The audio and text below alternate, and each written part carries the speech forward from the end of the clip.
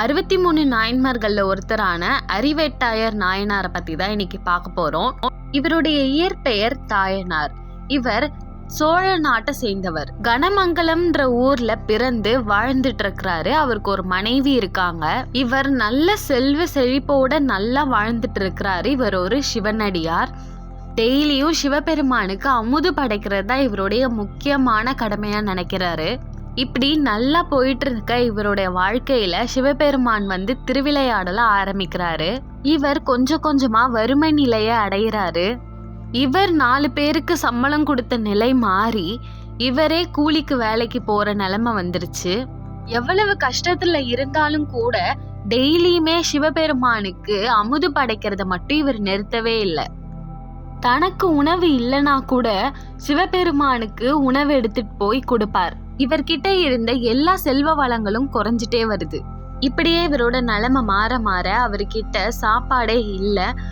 இருக்கிற அரிசிய சிவபெருமானுக்கு அமுது செய்ய எடுத்து வச்சுட்டு அவர் வீட்டு தோட்டத்துல வளர்ந்த கீரைய மேலால கிள்ளி கீரைய சமைச்சு சாப்பிடுறாங்க.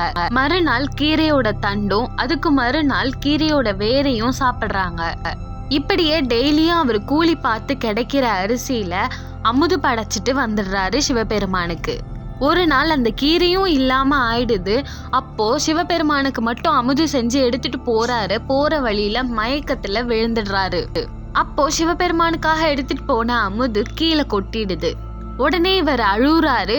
என்னாலதான் இது கொட்டிடுச்சு, இன்னைக்கு நீ பட்னியா கிடப்பியப்பா அப்படின்னு சொல்லி அழுதுட்டு கத்தி எடுத்து அவர் கழுத்தை அவரே வெட்டிக்க போறாரு.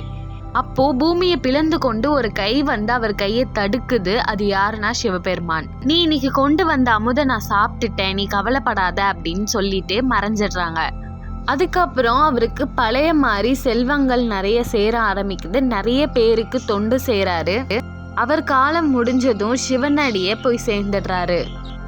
இது வரைக்கும் நம்ம நிறைய நாயன்மார்களுடைய கதைகளை கேட்டுட்டு இருக்கோம். எல்லா கதைகளையும் அவங்க படுற கஷ்ட காலம்ன்றது சிவபெருமானுடைய திருவிளையாடல தான் அமைந்திருக்கு.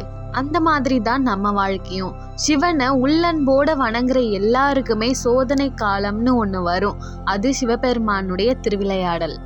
அந்த திருவிளையாடல்ல சிவபெருமானுடைய நம்பிக்கையை ஜெயிக்கணும். ஜெயிச்சு வரவங்களுக்கு வெற்றி நிச்சயமா இருக்கும் இந்த உலகத்துல. மேலும் பல நாயன்மார்களுடைய கதைகள் காத்துட்டு இருக்கு உங்களுக்காக.